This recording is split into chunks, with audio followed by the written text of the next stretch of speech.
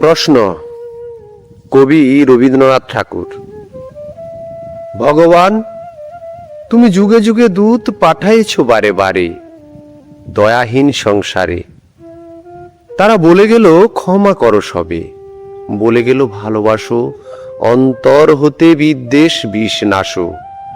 বরণীয় তারা, স্মরণীয় তারা, তবুও বাহির দ্বারে আজি দুর্দিনে ফিরাইনু তাদের ব্যর্থ নমস্কারে। আমি যে দেখেছি গোপন হিংসা, কপট রাত্রি ছায়ে হেনেছে নিঃস্ব আয়ে।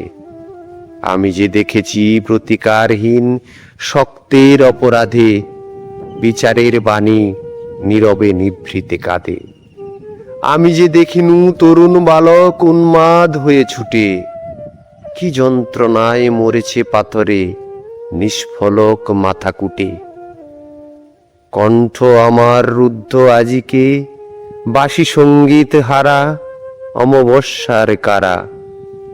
লুপ্ত করেছে আমার ভুবন দুঃস্বপ্নের তলে, তাই তো তোমায় সুধায় অশ্রু জলে। যাহারা তোমার বিষাহেছে বায়ু, নিভায়েছে তব আলো, তুমি কি তাদের ক্ষমা করিয়াছ? তুমি কি বেসেছ ভালো? নমস্কার, সকলে ভালো থাকবেন, ভালো রাখবেন।